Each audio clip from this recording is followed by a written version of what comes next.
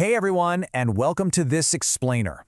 Today we're taking a pretty fascinating journey right through the landscape of modern risk management as it stands in 2026. We're going to track how these massive, macro-level corporate risk strategies actually trickle all the way down to your personal, actionable career steps. Whether you're leading a giant enterprise or just looking to upskill and boost your own earning potential, understanding how risk is calculated, managed, and mitigated today is absolutely essential. Think about this for a second. In a world of unpredictable economic shocks and AI disruption, how do the best organizations survive? It's kind of the defining question of our time, right? The reality is that the sheer scale and urgency of the modern risk landscape have completely transformed. It's no longer just about, buying insurance and hoping for the best. It's about anticipating disruption way before it strikes. So, how do top-tier organizations actually pull that off? Well, here's our roadmap for today's explainer to answer just that. First, we'll look at the 2026 Chief Risk Officer agenda. Then we measure risk, comparing qualitative versus quantitative analysis, and explore the power of Monte Carlo simulations. After that, we dive into the human element, standardizing security with NIST, and finally wrap up with the top risk certifications you need for 2026. We're connecting that top-down strategy directly to your own career growth. Okay, let's dive into this. Section 1, the 2026 CRO Agenda. Today's Chief Risk Officer, or CRO, is operating in an incredibly high-stakes environment. They're facing unprecedented technological and geopolitical shifts. According to recent insights from PwC, CROs are fundamentally shifting their approach. They aren't just reacting to problems anymore. They are proactively re-engineering their entire organizations. Their top priorities right now? Integrating AI and autonomous agents into their compliance frameworks, building operational resilience to withstand sudden policy and economic shocks, and managing accelerating regulatory shifts across borders and sectors. There's this constant tension between resilience and agility, and CROs are tasked with balancing both just to make sure the organization can adapt, compete, and actually create value. And here's a striking piece of data to really back that up. 31%. Right now, 31% of companies using AI agents are already seeing measurable value in risk mitigation and regulatory compliance. This proves that technology isn't just some emerging threat that needs to be managed. It's actively reshaping the entire risk management field by automating these massive labor-intensive processes. Moving right along. Section 2, Measuring Risk, Qual versus Quant. So we know the boardroom agenda is vast, but what's the actual analytical engine used by project managers and risk teams on the ground to measure these massive risks? It really comes down to a clear distinction. Now, what's really interesting about this slide is the hard contrast it draws. As outlined by Safran Software Solutions, qualitative analysis is highly subjective. It ranks severity in really broad terms and relies heavily on, feelings about probability. It's great for a quick overview, sure, but it completely lacks precision. By contrast, quantitative analysis is objective. It relies on verifiable statistical data to assign actual numeric values to cost overruns and schedule delays. In complex modern projects, relying on subjective guesswork just doesn't cut it anymore. You need hard, data-driven analysis. Which brings us nicely to Section 3, the power of Monte Carlo. This need for hard, objective data brings us to the absolute gold standard of quantitative schedule and cost risk analysis. And no, a Monte Carlo simulation doesn't involve booking a flight to a casino, though it does deal with odds.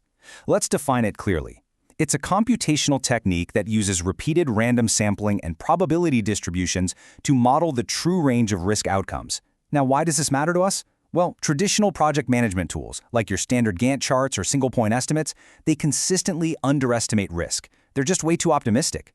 Monte Carlo, on the other hand, captures the full range of possible outcomes, revealing those hidden tail risks and giving you the true probability of actually hitting your deadlines and budgets. Let's move to and see how this builds in practice. The Institute of Qualified Risk Managers lays out 3 core phases. Step 1. Build the model. You do this by assigning probability distributions, like best case, worst case, and most likely scenarios, to your tasks. Step 2. Define correlations. You absolutely have to link interdependent risks. Think about it. If supply chain delays occur, material costs are likely going to rise too, right? Step 3. Run iterations. The software randomly samples these distributions anywhere from 10,000 to 100,000 times. That creates what's known as an S-curve, which is a cumulative probability plot that helps risk managers identify the exact schedule contingency needed to protect their committed delivery dates.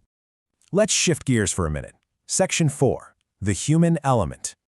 Here is a fascinating reality check for you. You can run 100,000 incredibly precise mathematical simulations, but if you completely ignore human psychology, your perfect model is going to fail. Period.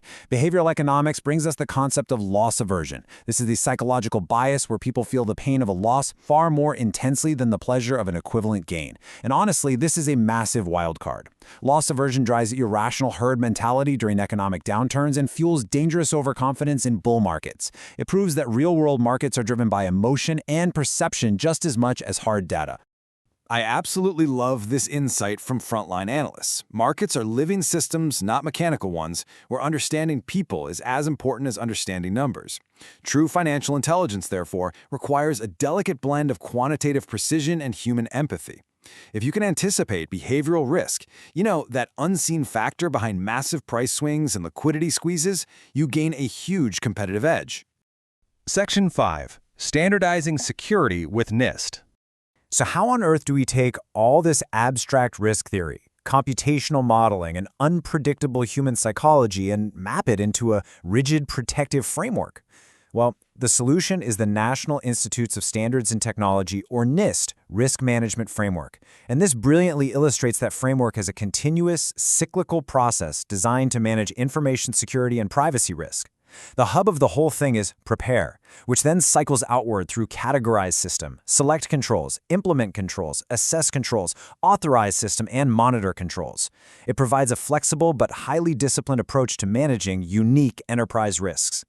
Boiling it down to its absolute core functions, the NIST approach requires organizations to do 4 things: frame the risk context, assess priorities and impacts, respond to vulnerabilities by accepting, avoiding, or mitigating them, and monitor continuously. Following these structured steps is absolutely crucial, especially for protecting critical data and personally identifiable information, or PII, against constantly evolving cyber threats. You literally cannot secure a modern business without a structured framework like this in place. Finally, let's wrap this up with Section 6. Top certifications for 2026. Let's bring this explainer home. How do you actually connect this vast enterprise risk landscape we've just talked about to your personal career path and, more importantly, your earning potential? Well, according to recent data from Risk Publishing, not all credentials are created equal. The trick is knowing which credential pays for itself. The golden rule here? Pick your domain first. If you want IT and cyber risk, CRISC is the undisputed leader. If you're aiming for financial risk, say on a trading desk, the highly rigorous FRM is your gold standard. And for broad, overarching enterprise risk, the RIMS CRMP is an excellent, fully accredited value pick. So the crucial point is that $151,000 figure right there. IT and cyber risk is officially the most lucrative certification lane in 2026. Because information security roles are projected to just grow tremendously over the next few years, the CRISC certification currently tops the salary charts. The demand for professionals who can govern tech and cyber risk is absolutely through the roof right now. We've covered a lot today. The CRO's AI-driven agenda, the sheer mathematical power of a Monte Carlo simulation, the highly unpredictable nature of human psychology, and the structured defense of the NIST framework. The risk management industry is booming, guys, and the tools are becoming more sophisticated by the day. So, I'll leave you with this final thought. Based on everything we've explored today, which risk domain will you master next?